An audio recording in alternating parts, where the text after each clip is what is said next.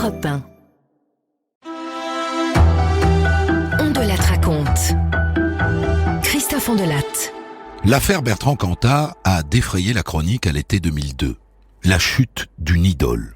Sur un tournage en Lituanie où il l'avait accompagné, Cantat va un soir se déchaîner à coups de gifle sur sa fiancée Marie Trintignant. A-t-il voulu la tuer ou est-elle morte par accident?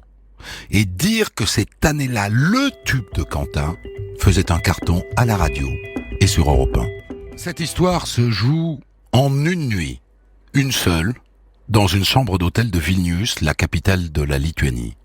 Une chambre ou plutôt une suite, la suite numéro 35, la nuit du 26 au 27 juillet 2002. Depuis quelques semaines, la suite est occupée par deux artistes français qui sont en couple depuis peu. Elle est la vedette d'un téléfilm qui se tourne en ce moment à Vilnius, un téléfilm sur l'écrivaine Colette. Lui ne fait qu'accompagner sa chérie. Il est chanteur, il est rocker, c'est un amant jaloux. Il n'aurait pas pris le risque de laisser sa chérie seule sur ce tournage. Elle, c'est Marie Trintignant. Sa mère Nadine réalise le téléfilm. Lui, c'est Bertrand Cantat. Il est le chanteur du groupe Noir Désir. C'est un rocker radical, pas vraiment le genre people, et même carrément sauvage. Les deux, Bertrand et Marie, ne sont ensemble que depuis quelques mois, mais c'est un amour passionnel. Il est 23h45. Les voici qui rentrent à leur hôtel. Ils viennent de fêter la fin de tournage de l'un des comédiens du film, Lambert Wilson, qui rentre demain à Paris. Sur le chemin de leur hôtel, les deux se sont pris la tête, selon un scénario assez classique. Marie a reçu un texto de son ex, le réalisateur Samuel Benchetrit. Ça n'était pas le premier. Elle est comme ça, Marie. Elle pense que quand une relation amoureuse s'achève, on peut rester amis. Alors elle est restée amie avec Samuel. Amie plutôt qu'ennemie. C'est pas facile, mais ça se tente. D'autant qu'ils ont un enfant ensemble, le petit Jules. Amis quand on a été amoureux. Amis quand on s'est aimé charnellement. Il y a des gens qui pensent que ça n'est pas possible. Vous en connaissez peut-être vous aussi. Bertrand Cantat est l'un d'eux. Que sa chérie puisse échanger des textos affectueux et tendres avec Benchetrit, ça le met dans tous ses états. Il est tard, un tournage c'est épuisant, lever tôt, coucher tard, tous les jours, depuis des semaines, et les fiestas le soir. Marie n'a qu'une idée, se coucher, dormir. Elle n'a aucune envie d'engager une énième prise de tête avec Bertrand. Aucune. Le problème, c'est que lui, l'alcool aidant, il veut parler, il veut en parler. Elle doit s'expliquer. Une dispute de couple assez classique, me semble-t-il, non? Ce qui s'est passé après, on le sait essentiellement grâce au témoignage de la veilleuse de nuit, Simona. Dans sa déposition à la police, elle raconte que vers minuit et demi, elle a entendu des éclats de voix s'échapper des fenêtres ouvertes de la suite 35. Madame Trintignant et Monsieur Cantat se disputaient. On entendait des portes claquer. Ensuite, comme des coups de poing sur la table, des glissades de chaises sur le sol et des chutes de chaises. Je ne peux pas dire s'il y a eu des bruits de coups portés sur un corps humain. Elle a eu peur, Simona. Peur que les voisins se plaignent du bruit. Alors elle a appelé la chambre. Personne n'a répondu. Ils ont continué. Alors elle est montée, elle a frappé à la porte. C'est lui qui lui a ouvert, il était torse nu, avec juste un pantalon. Hagard et hirsute. Elle dira aux policiers « Je n'ai pas remarqué sur lui de traces ou de lésions. Quant à Madame Trintignant, depuis la porte, je ne l'ai pas vue. »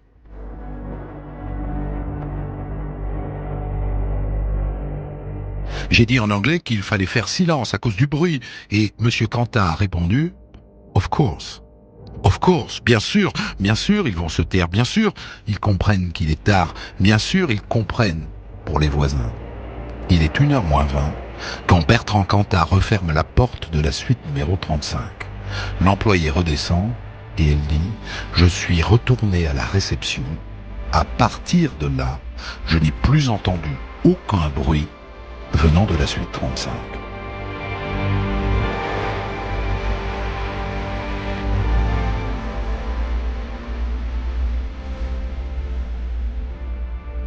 Ce qui s'est passé ce soir-là dans la chambre, entre le début de la dispute Et 7h30 du matin, c'est-à-dire le moment où Marie, dans le coma, sera emmenée à l'hôpital, il n'y aura que Quentin pour le raconter. Et notamment ce moment où elle lui aurait dit « Si t'es pas content, t'as qu'à rentrer chez ta femme ». C'est là qu'il lui a attrapé les deux bras pour qu'elle se calme. Elle s'est débattue, il a serré encore plus fort. Elle a essayé de se dégager et dans un mouvement un peu brusque, elle lui a ouvert la lèvre. Il a eu mal, il est tombé par terre. Elle est restée debout. Elle l'a toisé du regard. Elle lui aurait dit quelque chose comme « Casse-toi, casse-toi, rentre à Paris ». Il dit que c'est à ce moment précis qu'il a perdu les pédales. Il lui a donné une première claque sur la joue gauche, puis une deuxième en plein sur l'arcade sourcilière droite. Il avait gardé ses bagues, ses grosses bagues de rocker. Ça fait mal. La troisième gifle a touché Marie à la mâchoire. La quatrième, plus violente, lui a fracassé les os du nez. Elle est tombée par terre. Elle a perdu connaissance. Et voilà que Quentin la traîne vers le salon, jusqu'au canapé.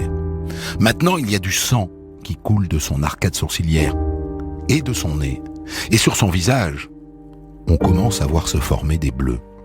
Mais, dira Quentin, elle respirait, elle respirait fort, elle était vivante, elle était consciente. C'est essentiel, parce qu'il va falloir qu'il explique pourquoi, à cet instant précis, il n'a pas appelé les secours. Pourquoi il s'est contenté d'éponger le sang sur son visage avec des serviettes mouillées avant de la ramener dans le lit, de l'allonger, de la déshabiller, de remonter la couette, d'éteindre la lumière et de fermer la porte. Il lui a donné 4 coups sur le visage puissant.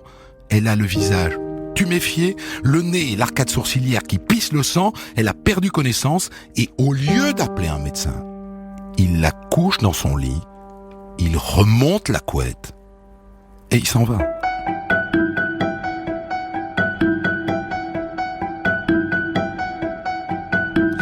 Pour sa défense, il dit que quand il l'a mise dans le lit, il a senti son souffle, qu'elle a grogné, ce qui veut dire qu'elle était vivante, mais qui ne veut pas dire qu'elle allait le rester éternellement vivante.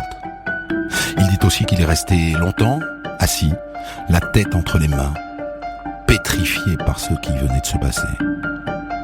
On ne reverra jamais Marie Trintignant. Elle avait 41 ans.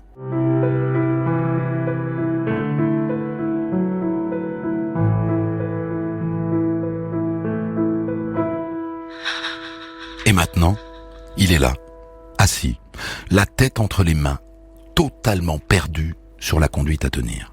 Après de longues minutes, il se décide enfin à appeler quelqu'un.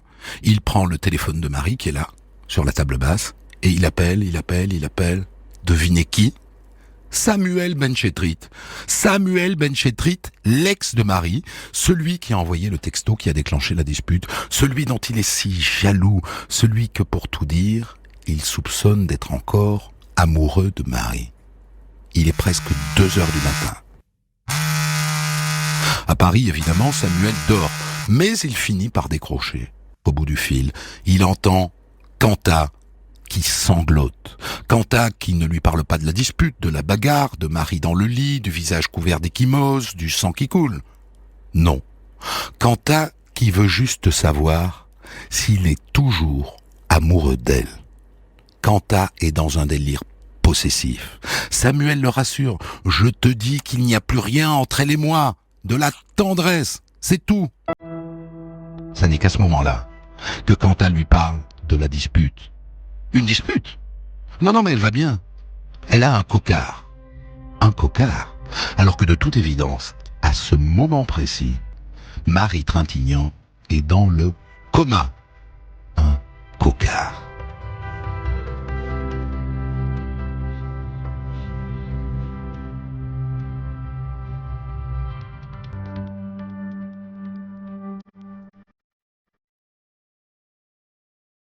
Les deux hommes se parlent pendant 1 heure.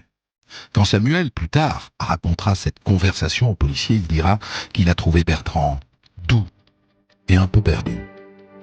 Quand il raccroche, Quentin retourne dans la chambre. Elle est toujours là, étendue sous sa couette, Maintenant, les bleus sur le visage sont énormes. Ils sont violacés. Alors il rappelle Samuel Benjedrit, qui lui conseille d'appeler le frère de Marie, Vincent, qui a la chance d'être sur place, à Vilnius. Il saura ce qu'il faut faire. Pendant 1 heure, Quentin tourne en rond dans la suite. Appeler Vincent, oui. Mais pour lui dire quoi? Pour lui dire que j'ai fracassé sa sœur, qu'elle est à moitié morte? Finalement, 4 heures du matin, il appelle Vincent. On s'est disputé. Tu ferais bien de venir.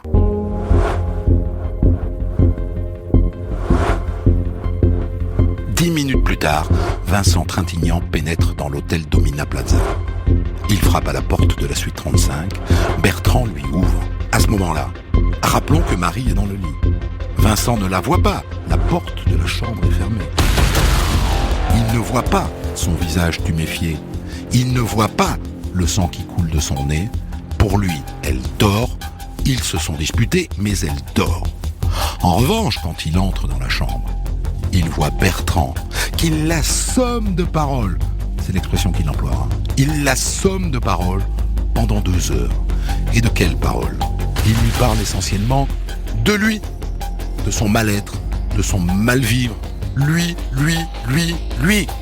Elle, ils en parlent peu. Elle dort. Le centre du monde, à ce moment-là, c'est lui. Et Vincent, il ne sait pas, il ne réalise pas que sa sœur est en train d'agoniser à quelques mètres de lui, dans le lit.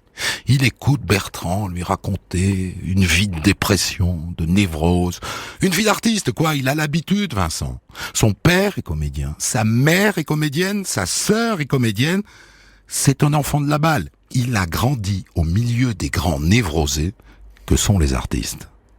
C'est à 7 heures du matin que finalement, les 2 hommes entrent dans la chambre, qu'ils soulèvent la couette et que Vincent aperçoit le visage fracassé de sa sœur et le sang qui coule sur son nez et qui coule de sa bouche. Il dit « Je l'ai touchée, je l'ai appelée, elle ne s'est pas réveillée. Je l'ai un peu bousculée pour la réveiller, mais à aucun moment elle n'a bougé ou gémi. Elle était déjà dans le coma. » À 7h15, la veilleuse de nuit appelle les urgences. 4 minutes plus tard, les secouristes lituaniens sont au pied du lit. Ils pratiquent sur Marie un test de réflexe. Négatif. Elle ne bouge pas. Il faut la transporter le plus vite possible à l'hôpital. À 8h moins 20, l'ambulance quitte l'hôtel et Vincent et Bertrand sont dans l'ambulance, tous les deux. À l'arrivée à l'hôpital des premiers secours de Vilnius, l'état de Marie Trintignant est jugé désespéré.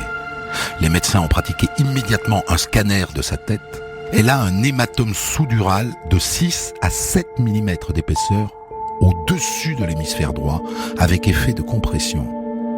Un hématome comme celui-là, il fallait l'opérer tout de suite.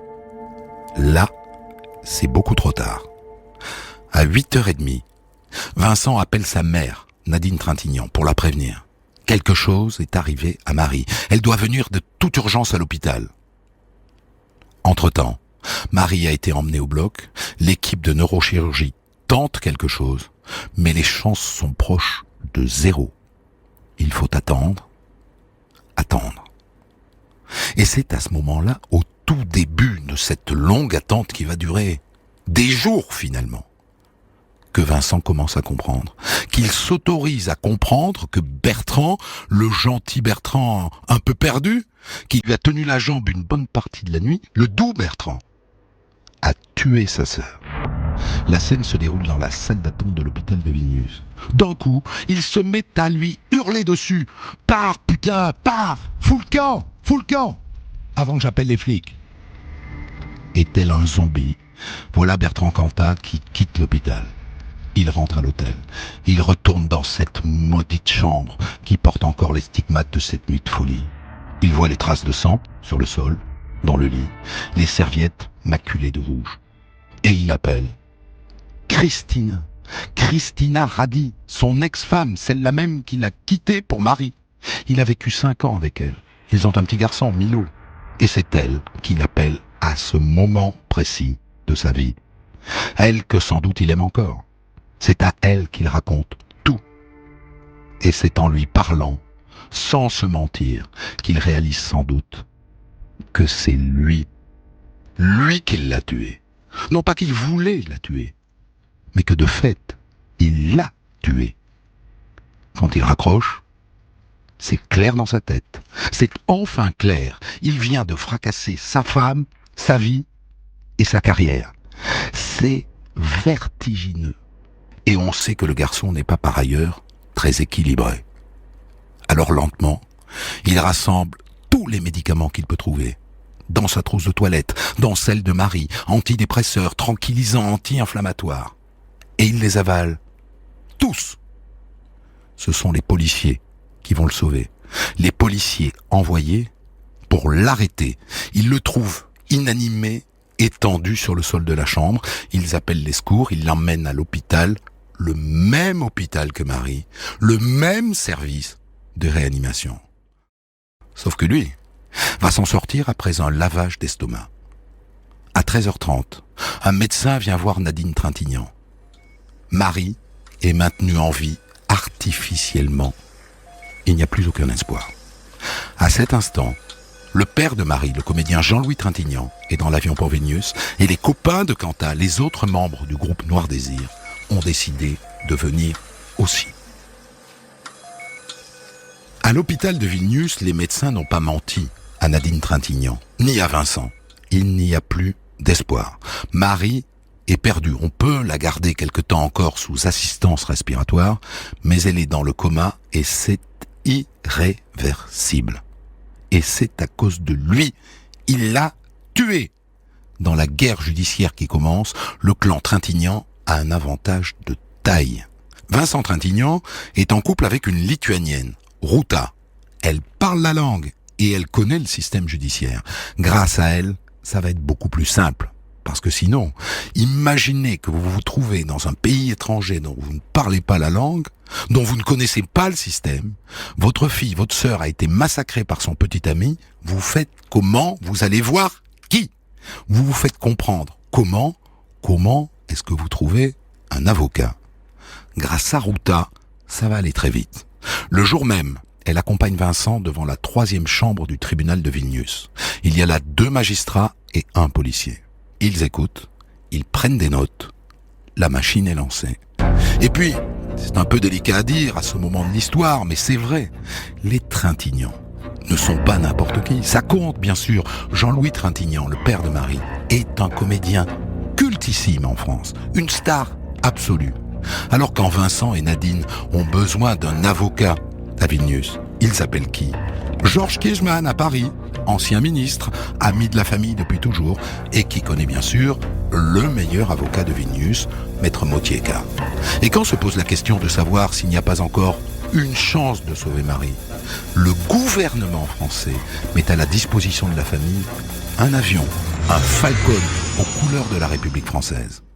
L'avion décolle de Villacoublay vers minuit, le lundi soir, soit 24 heures après les faits. Il emmène à son bord le chirurgien des stars, le neurologue que s'arrachent les people, le docteur Stéphane Delajoux. L'avion se pose à Vilnius à 4 heures du matin. Quelques minutes plus tard, Delajoux est au chevet de Marie. Et voici son diagnostic, tel qu'il le livrera quelques jours plus tard à la brigade criminelle. Elle a de nombreuses contusions au visage, une marque à la pommette droite, une plaie à l'arcade droite, un très volumineux œdème à la paupière droite.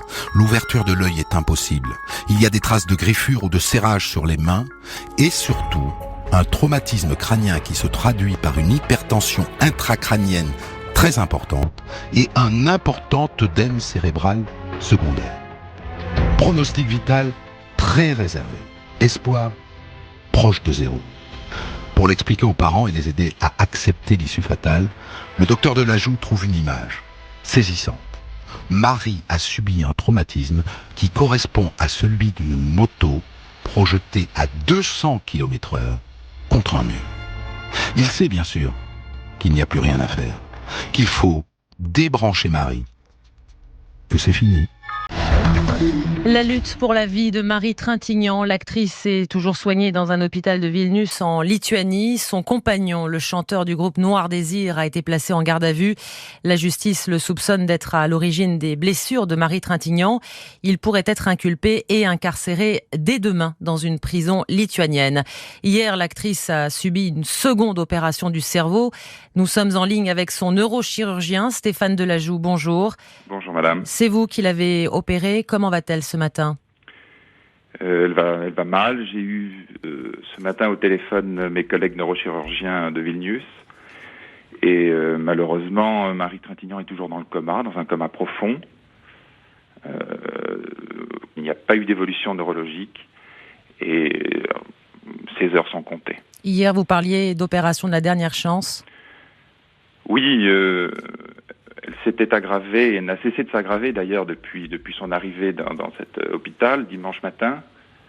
Et dans un contexte d'aggravation progressive, on a tenté de faire une décompression cérébrale. Et ce qui a été fait, techniquement, l'intervention s'est bien passée, la patiente l'a bien supportée.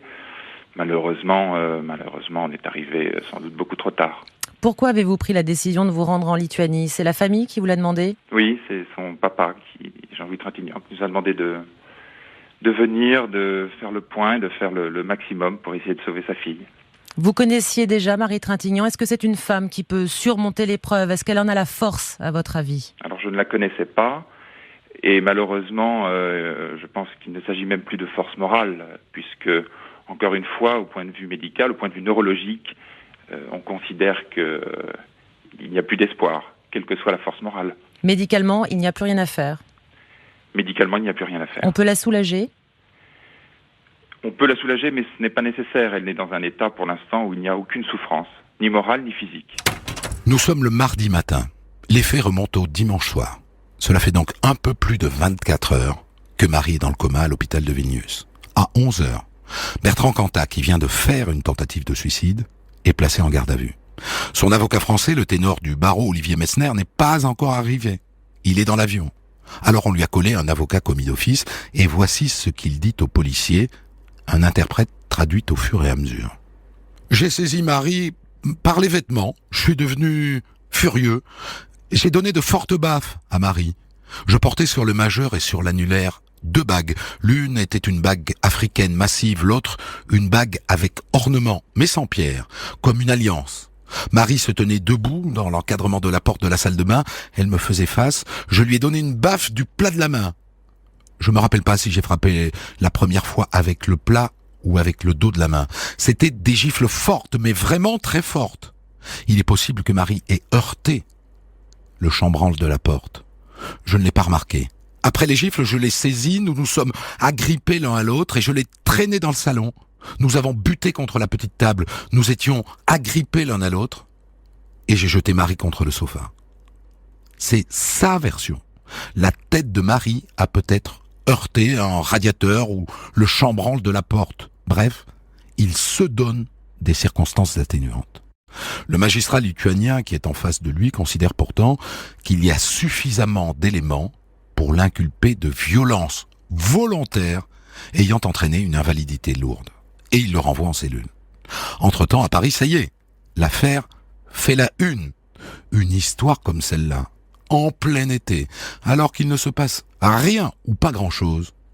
Pour les médias, c'est du pain béni. Ne cherchez pas à comprendre la procédure lituanienne et de culture anglo-saxonne, rien qui ressemble à notre système. Cet après-midi-là, la chaleur dans la salle d'audience est étouffante. Il y a des journalistes par dizaines des Lituaniens, mais surtout beaucoup de Français.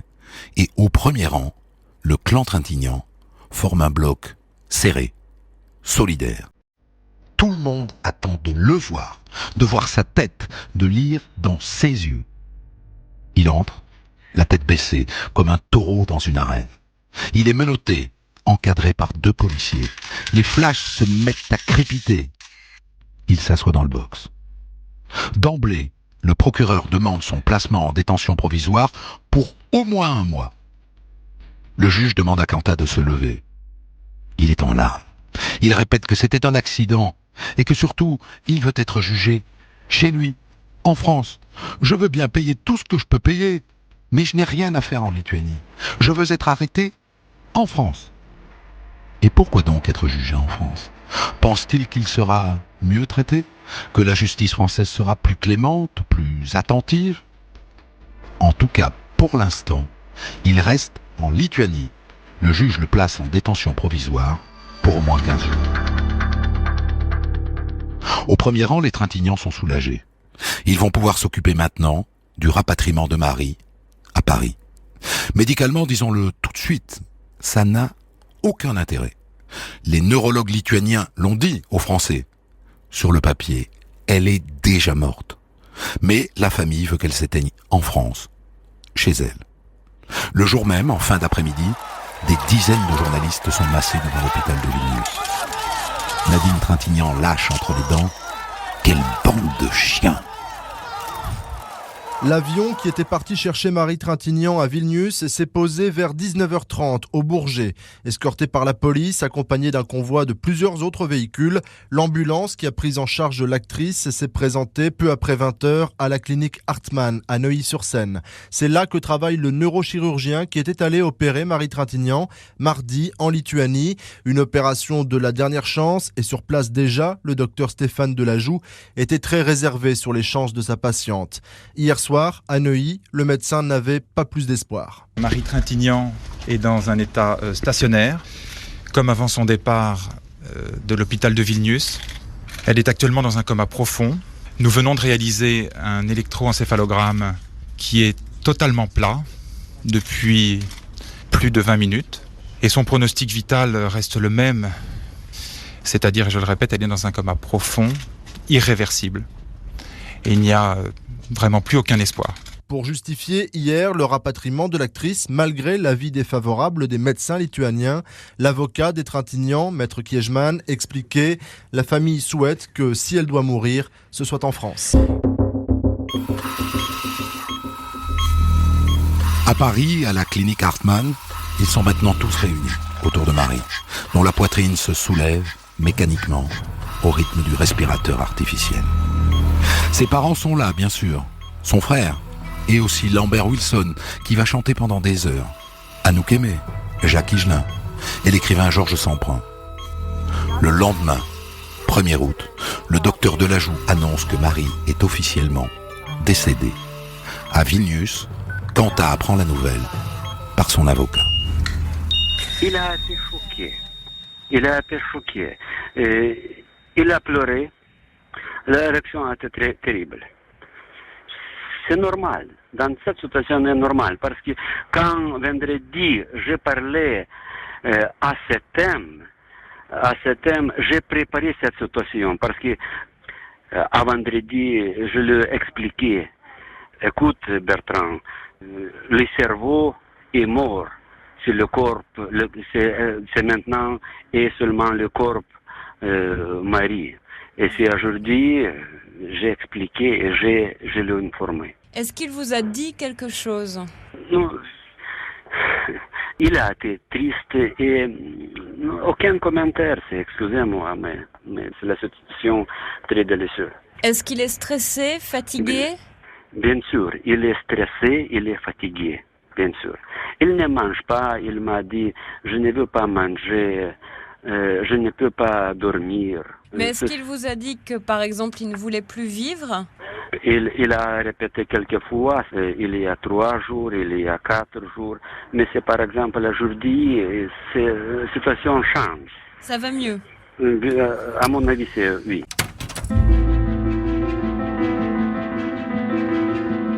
En France, les hommages se multiplient.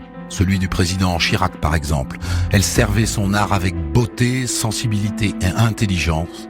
Chacun mesure avec effroi l'injustice d'un destin si brutalement brisé. Ou celui du ministre de la Culture, Jean-Jacques Ayagon. C'était une femme libre qui menait sa carrière comme elle l'entendait, en obéissant à sa passion. Elle agissait par amour, elle faisait ce qu'elle aimait, elle travaillait avec ce qu'elle aimait, et c'est ce qui la rendait si émouvante, si convaincante dans les rôles des personnages qui jouent avec les marges. Maintenant, les choses se compliquent pour Quentin, car au pire, c'est un meurtre. Au mieux, ce sont des coups et blessures ayant entraîné la mort.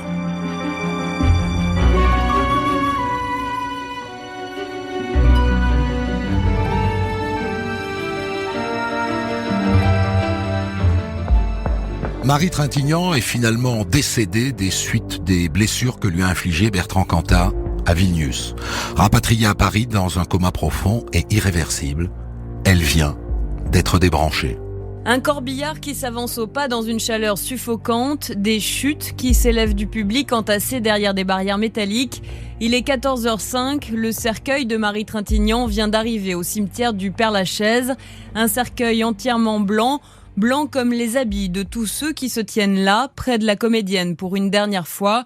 Ses amis et sa famille, son frère Vincent qui dit quelques mots. Marie, ma sœur chérie, tu es pour toujours lumineuse, rieuse comme je t'aime. Dans la boîte blanche, c'est pas vraiment toi, vu que tu es dans mon cœur et qu'on peut pas être partout à la fois. Jean-Louis Trintignant, terriblement ému, s'approche du micro, fait référence à toutes ces lettres de soutien qu'ils ont reçues. Il y en a beaucoup, mais je veux vous en remercier. Et parmi toutes ces lettres, il y a une phrase que j'ai retenue, qui est pour nous tous, pas que pour nous, la famille, mais pour nous tous, pour vous, pour nous. C'est « Ne pleure pas celle que tu as perdue. Au contraire, réjouis-toi de l'avoir connue. » Pardon.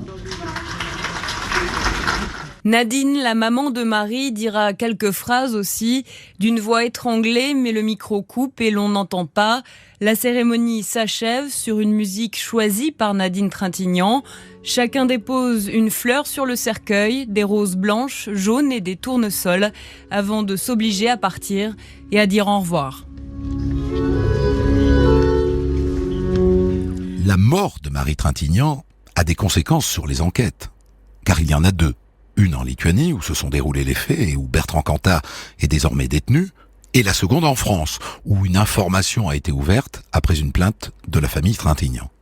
À Vilnius, ça devient un homicide volontaire, passible de 15 ans de prison maximum.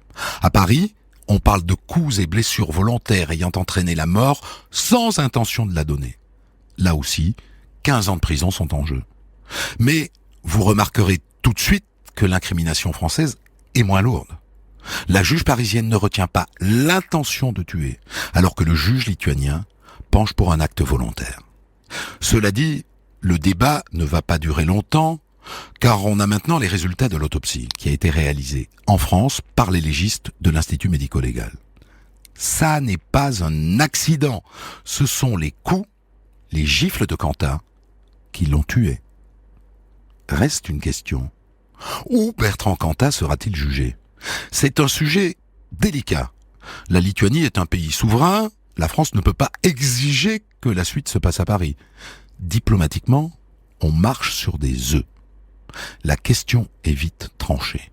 À Vilnius, le procureur Klamevicius déclare « Une extradition de Bertrand Cantat est absolument impossible avant un procès en Lituanie. » Le débat est clos, il sera jugé à Vilnius. Et le procès s'ouvre le 16 mars 2004, un peu moins de 2 ans après le drame. Ce sera la première fois, les deux clans face à face, deux familles recomposées pour s'opposer. À Vilnius, chaque groupe a investi son hôtel. De chaque côté, les enfants, les parents, les frères, les avocats, les anciens hommes de Marie et la femme abandonnée de Bertrand. Dans l'intimité des deux hôtels de luxe, c'est la guerre des mots, réfléchie pour salir l'autre. Il est où le chanteur romantique ? Demande l'avocat des Trintignant. Je ne vois qu'un meurtrier qui a fait de Marie un punching ball.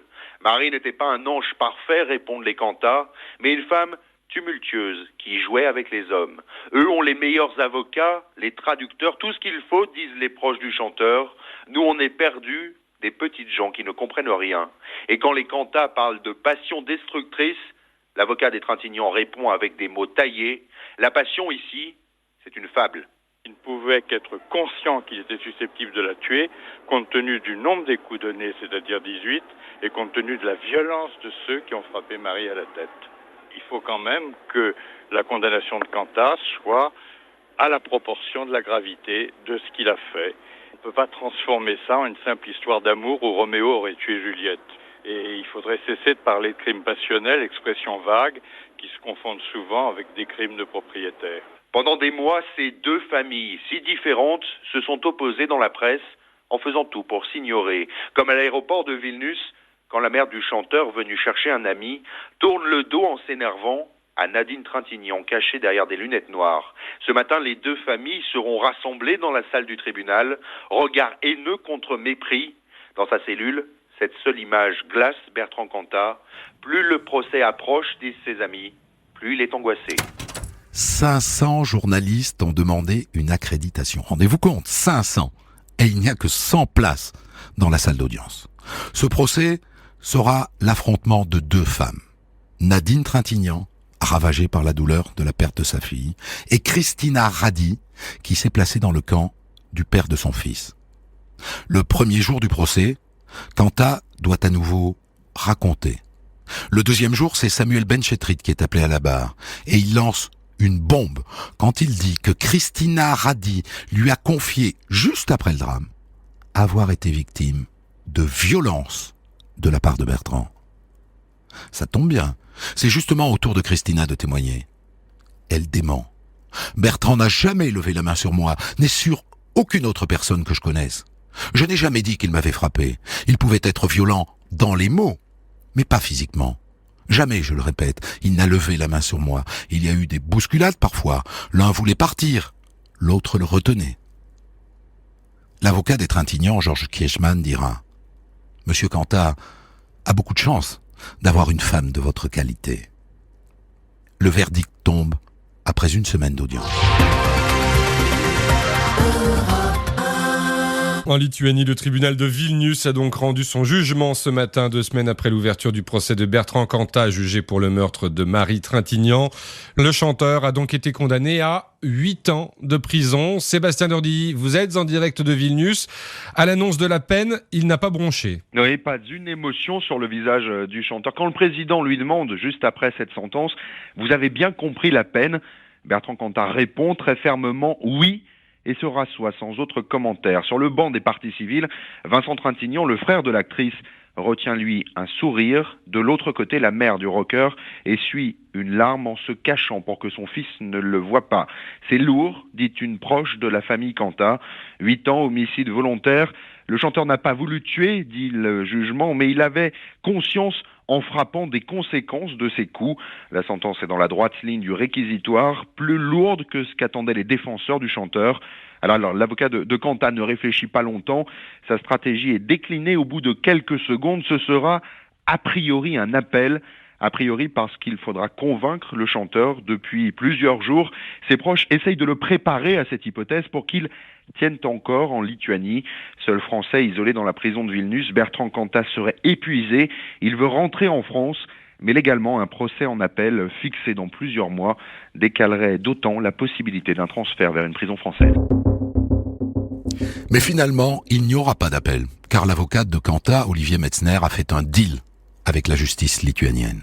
Il renonce à l'appel à condition que Cantat soit autorisé à purger sa peine en France. Bertrand Cantat finira sûrement de purger sa peine en France. Son retour devient possible maintenant que le ministre lituanien de la Justice ne s'oppose plus au transfert de l'ex-chanteur de Noir Désir.